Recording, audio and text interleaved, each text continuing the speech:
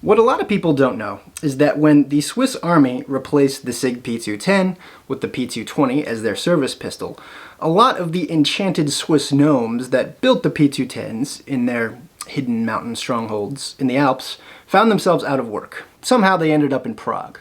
They drank, they philandered, they caroused, they showed off their conical hats to the ladies, and they presumably snorted coke smuggled in from West Berlin. At some point, they ran into some engineers from Uherski Brod, which is where the CZ factory is, and apparently they spilled some of their secrets. And that gave us this, the CZ75, which in a lot of ways really is the people's P210. It was a smoking gun, it was a smoking gun, it was a smoking gun, it was a smoking gun.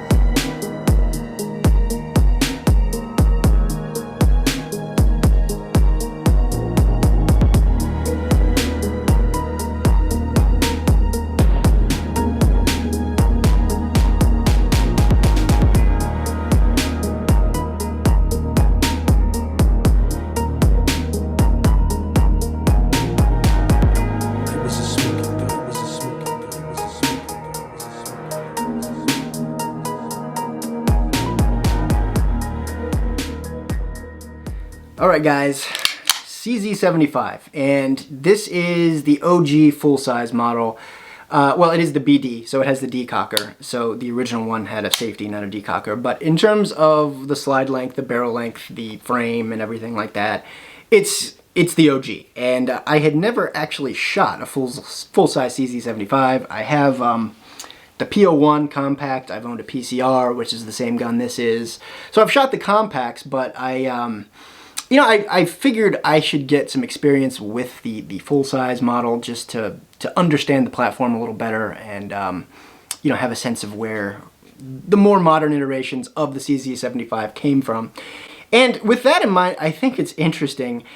People always compare the CZ75 to the Browning High Power. And I think a lot of that's because the front slide cuts really look a lot like the High Power, and as we'll get into, this gun was really designed to compete with the High Power. So the resemblance, I think, is somewhat intentional, and CZ75s are known for having excellent ergonomics, so is the Browning High Power, and the CZ75, I think, takes some ergonomic cues from the High Power, and it does feel great in the hand. They feel really good, and if you've ever held one, I think you know that. But I think the interesting thing that maybe you haven't heard about as much with the CZ75 is how similar these guns are to the P210 mechanically. In terms of the internal design, they have a lot more in common mechanically with the P210 than the Browning High Power. And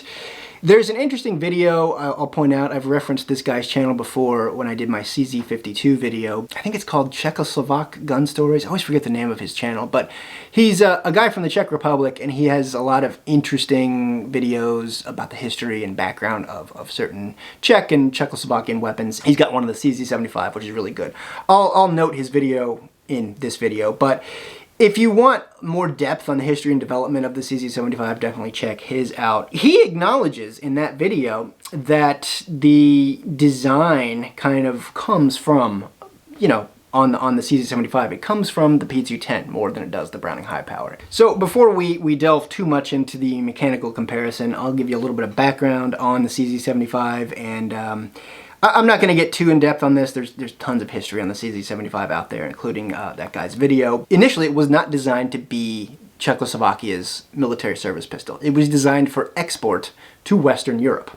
and they thought they could make some money selling, a more modern service pistol to certain police agencies and military agencies in Western Europe. And there was a lot of high power use in Western Europe. Obviously the UK, that was their service pistol.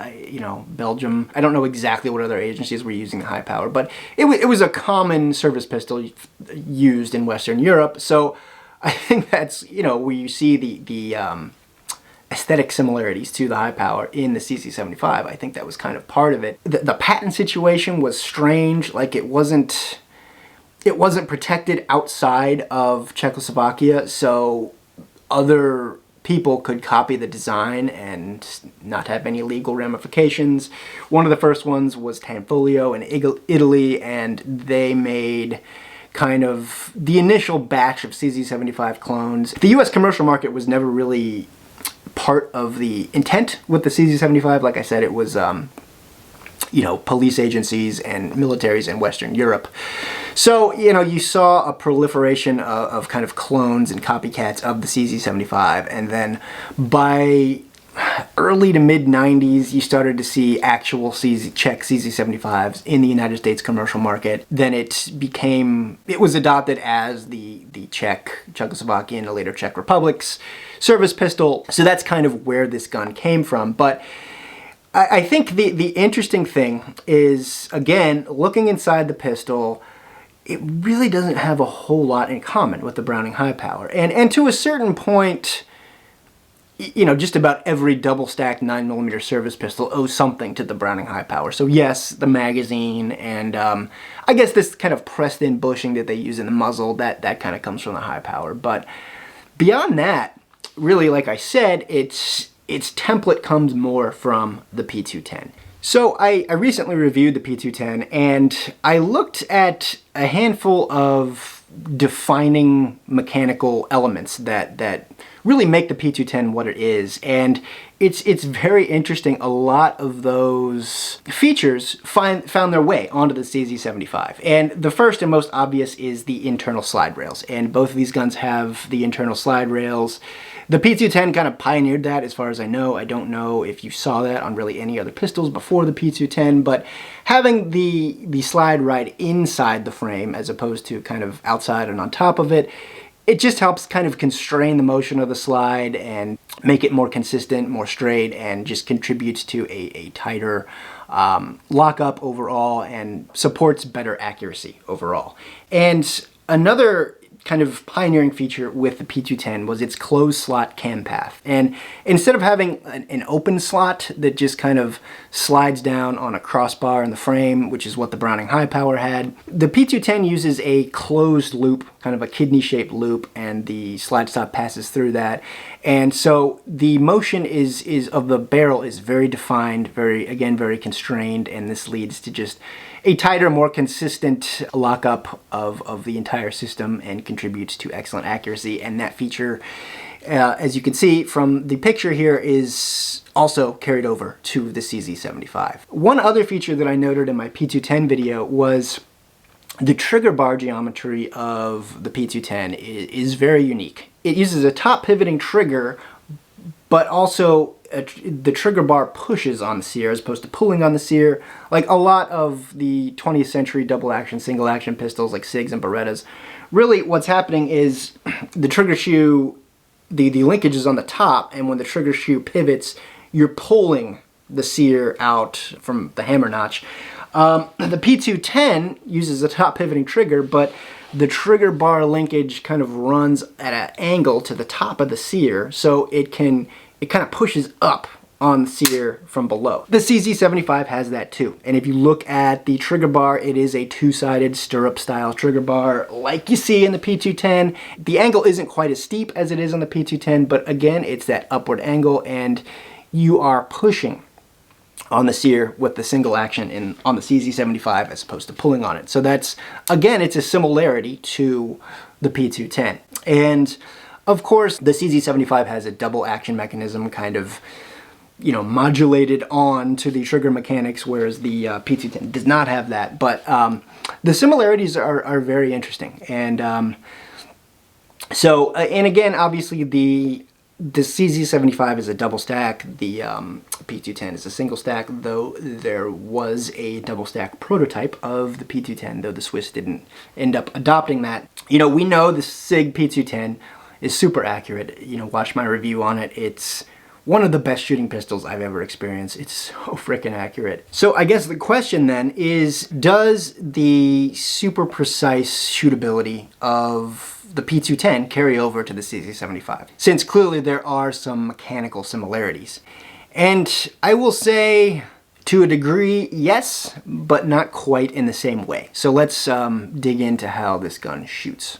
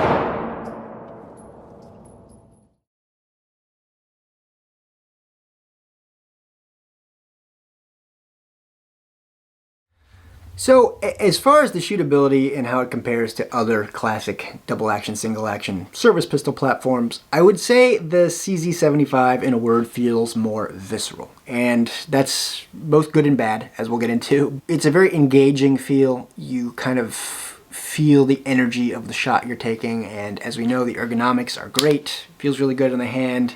The inherent mechanical accuracy is excellent. Again, it inherits a lot of that from the P210, so the potential is definitely there. And the single action trigger is very good. It has a nice crisp snap, and it's not too heavy. And again, it inherits some of that geometry and design from the P210. So yeah, it's a really nice shooter, and it feels good. There's a lot of feedback. You just want to shoot these things fast. It's a little more engaging and exciting, I think, than what you get in like a Sig or something like that. You know, the Beretta 92 with its locking block system, it's kind of a different animal in terms of how the recoil just informs and communicates with you. There's nothing else quite like it. So it's not quite on that level, but in having this more visceral feel, the kind of flip side of that is that the recoil I find to be more snappy, more kind of jolty and percussive. I don't dig it really that much. And I mean, we're not talking about this thing, you know, it's not like overwhelming or anything like that. This isn't a 44 Magnum, but you know, for a all steel 9mm service pistol, the recoil really surprised me. And you know, I've had the compact CZ75s, the aluminum frame ones, the P01, the PCR, and like, yeah, those things are a little snappy, and like you kind of expect that because it's a smaller, lighter gun. And you know, that's one reason I wanted to try the full size, is because, okay, it's got an all steel frame, it's got a longer barrel, more slide mass, you know, longer grip. It's probably going to be a real cream puff in terms of how it shoots. And like, it's really not. Like, the recoil doesn't feel all that different. It's not that it's like hard like a 45 or something like that. It's very abrupt, it's very punchy, and really, it kind of jerks the gun out of your hands a little bit, and I found it a little tough to really constrain the pistol and hold it, you know, as steady as I wanted to hold it under recoil. And I could feel my support hand kind of breaking away. So G10 grips solve that, and that's one thing I will say. I think G10 grips are kind of a must with the CZ75 family. I have them on this, and I'll roll in a group that I shot with these in the G10 grips. I mean, it is just a tack driver. But again, the recoil is a factor I have found on these. What's interesting is that, to me anyway, the recoil on the P210 feels softer, slower, and just more relaxed than it does on the CZ75. And on the CZ75, it really feels like the slide's moving at a high velocity. It's just kind of hammering back at you harder and faster than it does on the P210. And the P210 is a bit heavier than the CZ75, 3 or 4 ounces heavier, so that might have something to do with it. But I tend to think maybe the biggest factor in the difference in the recoil impulse with the CZ75 and the P210 is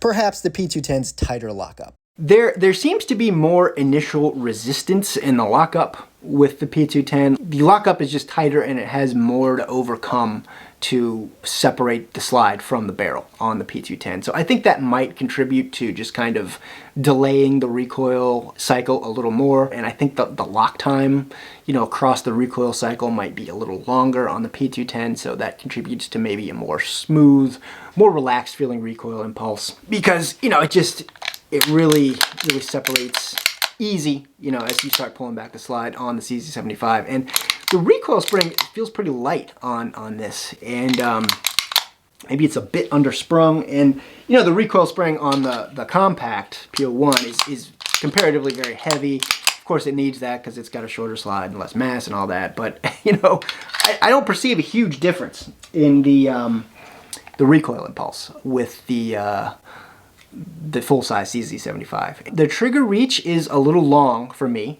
I have very short fingers, and in single action it's fine, but I'm still just kind of getting the edge of the trigger shoe, even in single action, and I can shoot it fine like that. In double action, it's very long. It's not something I can't work around, but it is longer than would be ideal. Another thing that is kind of an interesting difference with the more up-to-date, the more modern iterations of the CZ75 is the beaver tail.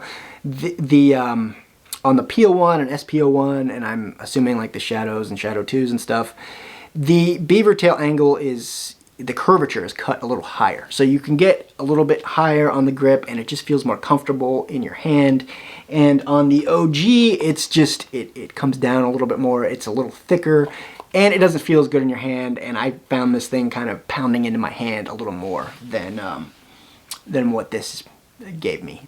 Like I said, the single action trigger is very good. It's very crisp. It has a nice snap to it, and as we just talked about, the trigger bar pushes on the sear, so I think that just it makes it feel maybe a little more intuitive when you're pushing on the sear as opposed to pulling it.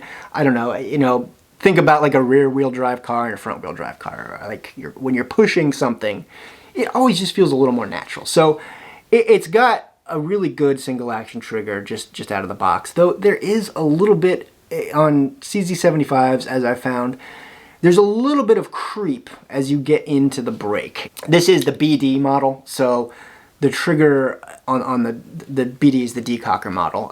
It's not the manual safety model. So I tend to think you get a little more of that with the decocker model. The double action trigger is fine. It's decent. It's maybe a little better than what you get in a stock Beretta or a stock Sig or something like that. But there's a little stacking, and it's you can see it kind of skipping and skittering. Certainly like a Cajun Gunworks or CZ Custom can really bring out the most potential in the 75 platform's trigger. I think most of us know that if you really want an excellent double action trigger on a double action, single action service pistol, you've really got to do something to it to make it smooth and shootable and remove the stacking and everything like that. These are one of the most customizable platforms of all handguns. So, the bones are there. The inherent DNA, the P210 is kind of in the CZ75 platform. I don't think it has quite the refinement out of the factory that maybe a P210 does. So, but you can get it there, and you can turn these into some of the best shooting handguns out there. So yeah, the CZ75 is a really good shooter, really engaging shooter, has a great visceral feel. The recoil impulse, I feel like at the end of the day is kind of just distracting, and it does kind of undermine my point of aim and my ability to place shots more precisely. But it is a nice shooter, and there's certainly things you can do to mitigate that. G10 grips are a pretty easy solve, or skateboard tape if you don't want to pay $100 for a pair of lock grips. I haven't invested in G10 grips in this one yet because I think I'm going to be selling this one because I'm going to be keeping this one. I don't really need both of these. Another thing I tried, and I want to do a full video on this, was I tried the so-called Israeli grip method. And that's where you take your support hand thumb and kind of mash it into your strong hand thumb on the side of the grip. And, I felt like this thing was breaking left. I couldn't get enough purchase on the side of the pistol to control it. So I did this just kind of intuitively, and I'd seen videos on it. I knew it was a thing. And the way I hold my grip, my thumbs are kind of there anyway, so it just makes sense. And it worked. It really did. You can see on this picture where my shots were kind of skirting the left side of the 10 ring there, and then you see another group kind of forming kind of more in the center, and that's after I started applying this grip. So that's interesting, and I find myself shooting like that now. Once I started doing it, it kind of feels weird without it now. So I'm going to continue to pursue that, and I'll do a separate video on it. So another thing I want to talk about is reliability, and this might surprise some of you, piss some of you off, but of all the 9mm service pistol platforms that I've tried, I've had the most reliability issues with CZ75 pistols. I think they need break-in periods, in my experience. You've got to kind of vet them with the ammo that you want to shoot through them. The Rami was actually the first one I had. That thing wouldn't run remanufactured ammo, and again, as I've said, it's like, do you fault a gun for not running high-quality ammo? I don't know, but all my other guns ran it, and it was just like, I ended up just not trusting it as much. And then I had that PCR. It was the same shit. The thing wouldn't run a different brand of remanufactured ammo. If I would have shot it more and kept it longer and broken it in, maybe it would have been fine. But again, it was just, all my other guns ran that ammo, no issues. This gun, the P210, it actually ran all remanufactured ammo from day one, no issues with that. But I had a certain brand of hollow points. I had, I want to say they were PPU, but it fed them okay. Like they got up the feed ramp into the chamber, but the slide struggled to return to battery. And I have heard that CZ75s can have tight chambers, and the slide just wasn't fully closing on the rounds, and I'll roll in some video of it. And initially I thought it was just light primer strikes, but really you can see there the slide's a little bit out of battery. So, and then as I continued to shoot the gun, I put more of that ammo through it, and I didn't have any problems with it. I put another box of hollow points through it, no problems with it.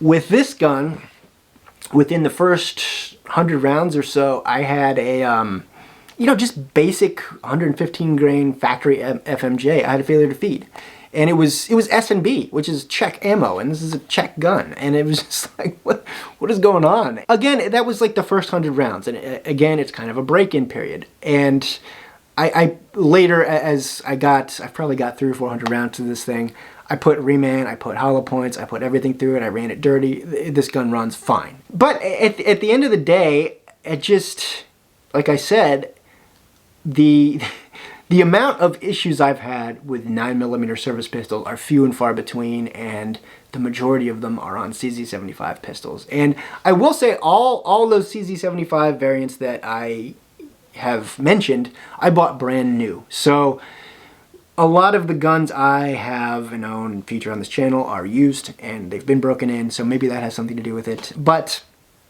I will say, if you buy one of these things new, give it a few hundred rounds for a break-in period, vet your ammo with it, and you're probably going to be fine. In conclusion, I like the CZ75 platform. I think it has a lot of merits. I enjoy shooting them. They feel really good. They're probably not my favorite platform of the classic DASA service pistols that originated kind of in the 70s, 80s, and 90s. I take a Beretta 92 or a Sig P210 series over these, I think, for the most part. But they are nice shooters, and I understand why people like them a lot. I'll probably be selling this one soon, and I haven't done like a write-up on this on hipstertactical.com. I may or may not, and I'll probably do a full write-up eventually on this one and do a slightly more in-depth video on this one. In any case, I appreciate you watching. Take care and enjoy your CZ75s.